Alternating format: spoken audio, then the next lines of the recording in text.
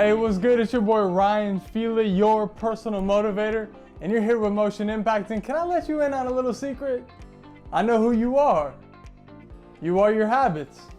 Now, what I mean by you are your habits is that we become things that we habitually do, right? We have a life, and that lifestyle is predicated by what we do with our time.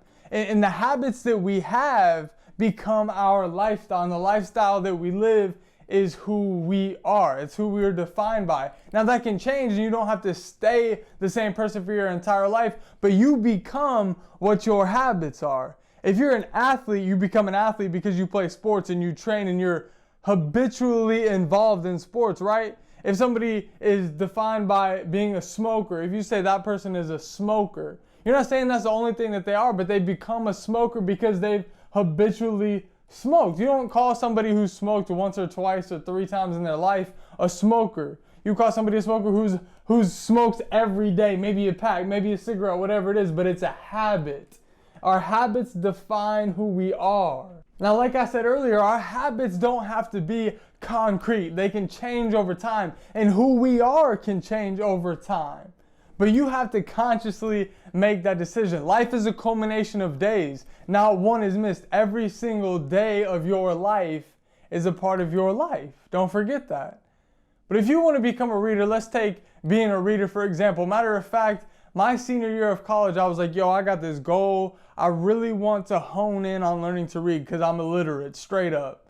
Like in 3rd grade, 4th grade, I had the reading comprehension of a kindergartner. I remember sitting in that room and they'd have you read this story and they'd time you. And then when they clicked the time, they would ask you how far you've been. And they're like, ooh, that's all you got. And then you'd have to do it out loud and you would read through it and the same thing would happen. They would stop you at a certain time and they'd be like, how far have you gotten? My time was always a little bit embarrassing. The amount of the story that I got through was always a little bit embarrassing. So my senior year of college, I was finally like, yo, I need to tackle this thing. My goal is to read 12 books in a year. And for some of you out there, you're like, yo, that's chump change.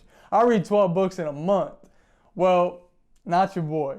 So I set out this goal to read 12 books in a full year, and I had to ingrain it into my calendar and into my daily life to read to even accomplish the goal. I remember walking through campus, and I'd be walking through campus just looking at my book, trying to underline when I saw things were important and starring things that I wanted to remember. And I'd be walking through campus and people would start to comment, and people that I would talk to later on, they'd be like, yo, I noticed you're always reading through campus. I love it. Like they thought I was just some avid reader. Little did they know I was just some illiterate schoolboy who really doesn't know how to read. So I'm trying to learn.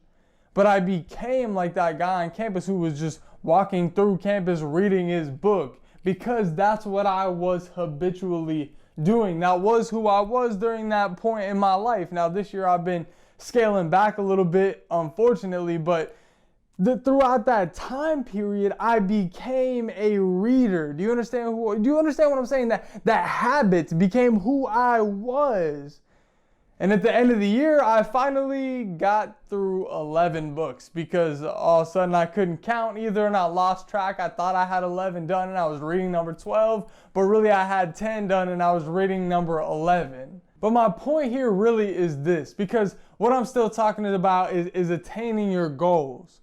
And if you have a set of goals that you want to accomplish, there's no way, there's physically, mentally no way you will get those goals done unless you make a habit out of doing them. If you want to run fast, guess what? You got to run. If you want to read well, you have to read. If you want to learn, you have to study. You have to pour time into those things that you want to accomplish. If you have goals this year, you have to, without question, pour time into doing those things or they will not happen. It is so simple, but yet it is so hard because that means we have to open up our schedule to fit time to make these things happen when we already have a whole life that we're living. You have to set aside time to focus on your goals. If you want to read, start reading an hour a day and you're like, an hour a day, That's really not that much. Am I going to get that much done? How much reading? How much is it going to actually benefit me? Well, if you stand back and look at it from a macro level, let's break it down. You read 1 hour a day, that's 30 hours a month. That's almost an entire week of work. You just spent reading. Almost an entire week of work. You step back a little bit more, that's 365 hours if you do it every single day in a year. 365 hours, you know how many books you could read in that time span? Even if you're illiterate like myself, you could knock out so many books in 365 hours. But that's only if it becomes a habit. Now, like I said earlier in this video, you become your habits. And life is a culmination of days, and not one day is missed. Not one day in your life is missed that your legacy won't have left behind. You get what I'm saying? And if you want to create something, if you want to attain a goal, you have to hone in on the habits. Doing something frequently. And it's not that if you miss a day, oh, that's it, you cash it in, it's not going to happen. But it has to become something you do over time on a repetition. Again, y'all, I'm Ryan Fila, your personal motivator, and that's all I got. We're going to close out the 2020 vision. I hope you're still honed in on your goals. I hope you're still pushing, even though you've probably already felt some fallbacks and you've already failed and you've already made a few mistakes. Keep pushing. It's a pursuit. Don't give up, y'all. I'll see you on the next video, and we'll see what the rest of 2020 has in store. If you haven't already, go check out Freaky Friday, and of course, check out the Amazon Smile and see how you can support. I love you, and I will see you next time.